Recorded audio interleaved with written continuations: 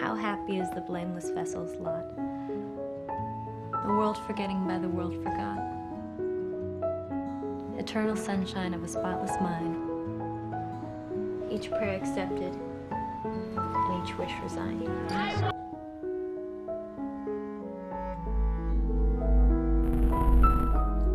What is it? I don't know. It's some place that does a thing.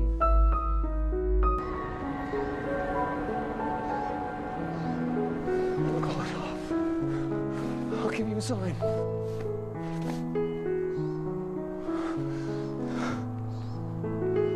I want to call it off. Can you hear me? I don't want this anymore. I want to call it off. Just give it another go around. Remember me. Try your best. Maybe we can.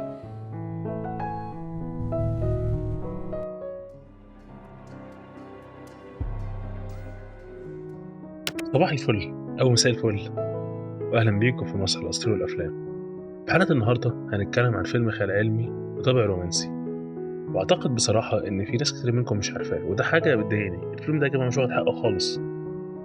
الفيلم ده هو Eternal Sunshine of the Spotless Minds، واسمه ليه علاقة كبيرة جدا بفكرته. عشان كده خلونا نبدأ سريعا في تلخيص الفيلم ونعرف إيه بقى هي قصته. الفيلم يا جماعة بيناقش فكرة ماذا لو كان في عيادة ممكن تروح لهم فيمحولك أي شخص من ذاكرتك، وكأن الشخص ده لم يكن في حياتك أبدا. تشوفه في الشارع ما تعرفوش، أكنك بتشوف واحد غريب في الشارع زي ما بتشوف أي حد في الشارع، ناس ماشية في الشارع. في الأول ممكن نحس إن فكرة جميلة وحلوة، وهي بصراحة فعلا فكرة جميلة، ولكن يا ترى إيه تأثير الفيلم ده على المشاهدين؟ الفيلم كان بالنسبة لبعض الناس مستفز وغير منطقي، وده بسبب إنك مش بس بتتأثر مع أبطال الفيلم، ولكن الفيلم هيجبرك تفتكر ذكريات كنت دفنتها ونسيتها أنت شخصيا، وكأن الفيلم ده عامل زي إنسان عمال يزن عليك ويطلب منك ردة فعل.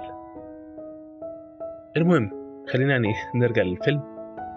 أحداث الفيلم غير مرتبة، وبنبدأ الفيلم يوم الفالنتاين ونشوف جول اللي بيقرر إنه يفكس للشغل على آخر لحظة، وبيركب قطر تاني غير قطر الشغل، والقطر ده رايح منطقة ساحلية اسمها مونتوك، والجو كان تلج هناك. ومن تصرفاته بنعرف إنه شخص منغلق ومش متكلم قوي، ولكن هناك بقى بيشوف كليمنتاين ولكن ما بيتكلموش. بعدها بيشوفها تاني في محطة القطر، وبيشوفها جوه القطر، فبتبادل هي بالكلام عشان نعرف إنها شخصية عكسه تماما، وبينشأ بينهم إعجاب متبادل. ولكن المشهد بيتغير سريعا، وبنشوف جول في بيت أخته وجوزها، بيحكي لهم إنه راح لها المكتبة اللي هي شغالة فيها، ولكن هي لسه زعلان منه، وكانت بتعامله كأنها ما تعرفوش خالص. She doesn't even know who I am. Excuse me? Can I help you find something, sir? أخته بتحاول تهون عليه وتقول له ما أنت عارف طبع صاحبتك متقلب، ولا أقول لك خلاص بقى شوف غيرها. ولكن جوزها بيقطعها ويقول لها هو لازم يعرف، هو مش طفل، وبيقوم ويجيب جواب ويديه لجول. الجواب ده كان مكتوب فيه إن كليمنتاين مسحت جول من ذاكرتها.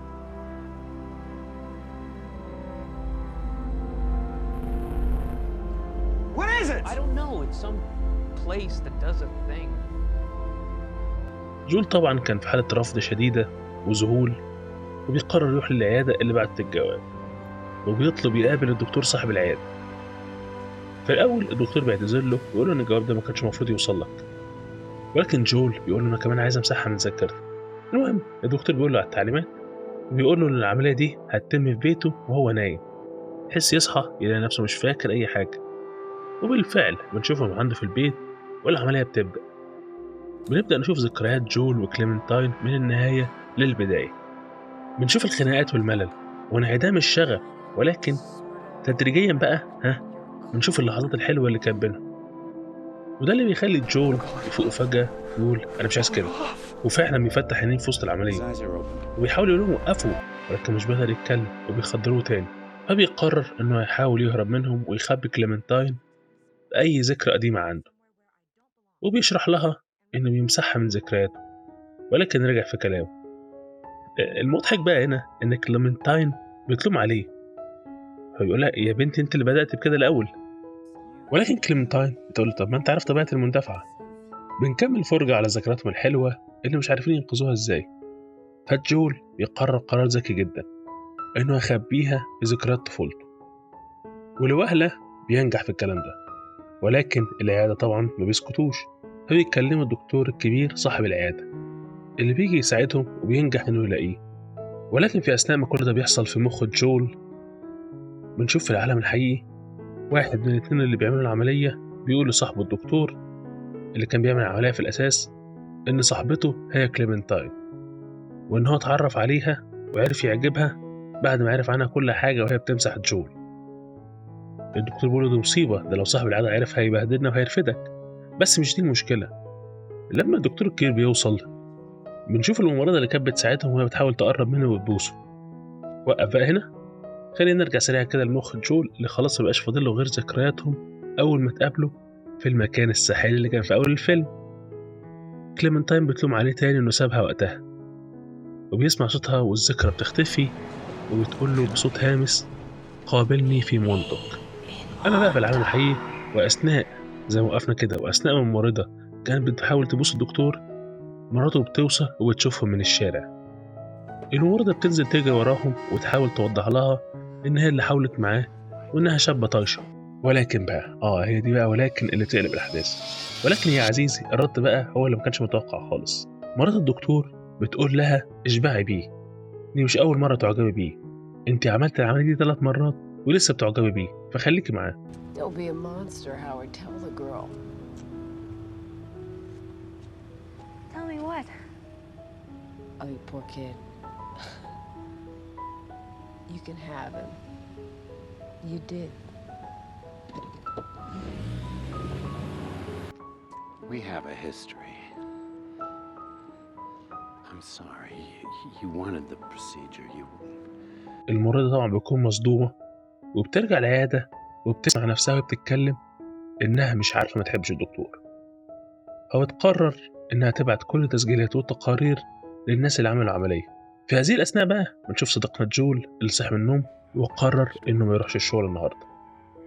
ولكن أيوة، ولكن خد القطر اللي رايح لمونتوك عشان نكتشف يا عزيزي إن نهاية الفيلم هي بدايته. وبعد ما يرجعوا من مونتوك، كليمنتاين المرة دي بقى بتلاقي شريط كاسيت وملف فيه اسم جول. تقول انت بتهزر هزار سخيف مش كده؟ يقول لها انا ما اعرفش اي حاجه عن الكلام ده. فبيسمعوا شريط الكاسيت سوا جوه عربيه جول، وبنسمع كلام وهي بتشتم فيه وبتقول ان هو ممل وانها مش عارفه حبيته ازاي. طبعا جول بيتصدم من كلامها، يقوم لها راجع ويقول لها انزلي عند بيتك. ولكن بيرجع بيته عشان يلاقي نفس الكلام وتسجيل بصوته. فالاتنين بقى هنا بيفهموا اللي حصل، وجول بيقرر يروح لكليمنتاين، ولكن هي بتقول له انها تزهق منه وانها شخصيه ممله ومتغيره المزاج. ولكن هو بيقول لها جمله جميله جدا، ويقول لها ان هو متقبل كل ده، عشان ببساطه يا جماعه مش حد فينا كامل، ولكن كونهم بيحبوا بعض كافي رغم اي اختلاف بينهم. انا عارف ان ممكن يكون التلخيص طول شويه المره دي، ولكن الفيلم ده كان مليان نقط كتير لازم تتذكر. المهم خلينا نروح بقى لازاي الفيلم ده في اسقاط كبير جدا على حياتنا. اول نقطه معانا هي الذكريات. الفيلم بيركز بشكل كبير على فكره ان اي علاقه في حياتنا فيها الذكريات الوحشه وفي الحلوه. محدش فينا يا جماعه بيقدر يعيش بذكريات حلوه بس، ولكن الفيلم بيدعونا اننا نتقبل الذكريات دي، عشان هو ده الحب، نص حلو بالسكر وفي نص تاني سخيف ومر ومليان ذكريات وحشه، وبدون المراره دي مش هتعرف تستمتع بالحاجات الحلوه. يعني انا مش فاكر الجمله بالظبط، ولكن هو مسلسل اهو ده اللي صار. السعاده والحزن سوا مع بعض. ربك علشان يعرف الناس ايه هو الحب دوقهم الحب في كوبايه فيها الحزن والسعاده. اللي ما يشربهاش كلها على بعض ما يعرفش ايه معنى الحب. ولكن للاسف يا جماعه في ناس كتير نفسها في عاده زي دي تسمح لك ان تمسح اي علاقه في حياتك او ذكرى مؤلمه. ولكن السؤال بقى لينا وليا انا كمان، لو انا نسيت العلاقات الوحشه دي والذكريات الوحشه هتجنبها في المستقبل ازاي؟ ما انا ما عنديش ريفرنس او مرجع اعرف بيه. فانا يا جماعه لو ما مريتش بحاجات وحشه وحاجات وحشه قوي، مش هقدر الحاجات الحلوه اللي الشخص بيعملها لي. نفترض ان اي حد فينا كان في علاقه توكسيك ومش مبسوط، وبعدها دخل في علاقه مع شخص جميل جدا وبيدعمه وكل الحاجات اللي احنا نفسنا فيها دي، انا هعرف منين ان ده كويس؟ احنا كبشر طبعنا المقارنه، فلما اجي اشوف العلاقتين هعرف ان انا دلوقتي في علاقه احسن بكتير. على عكس بقى انا لو مسحت الذكريات الوحشه دي ودخلت علاقه كويسه، هحس انها كويسه ولكن هحس ان يمكن يكون في احسن من كده. عشان زي ما قلت وعد تاني، انا ما عنديش حاجه ارجع ليها. نفس الكلام لما حد يخش علاقه حب لاول مره وتطلع علاقه توكسيك، هو مش هيقدر يقول انها وحشه في الاول عشان دي اول تجربه ليه وهو ما عندوش مرجع شخصي يقيم بيه. زي ما بقول دايما ما بحبش اطول في نقطه معينه، فيعني عملت على النقطه اللي فاتت مش عايز اطول فيها عشان ما اقلبش على بعض المواجع. ودلوقتي خلينا نتكلم عن نقطه الحب. انا بالنسبه لي بشوف ان الحب ده شيء من عند ربنا، شيء مالناش يد فيه، حتى لو كان مجرد تفاعلات كيميائيه في المخ زي ما في ناس بتصنفه، ولكن برضه هو لا ارادي. فجاه بتشوف الشخص اللي هو بعجر ده احسن واحد في الدنيا، وبدونه الحياه مظلمه وسخيفه وبايخه. وانا رايي من راي الفيلم ان الحب ده شيء مش سهل، عشان ما حدش فينا بيرفكت، والتحدي هو انك تتقبل عيوب الشخص التاني. زي ما ذكرت قبل كده جمله لنجيب محفوظ، ان احنا بنسعد لما حد بيحبنا رغم عيوبنا، لكن في بعض الناس مننا غير قابله على استقبال يا جماعه واعطاء الحب بشكل سليم، زي كليمنتاين اللي كانت في الفيلم.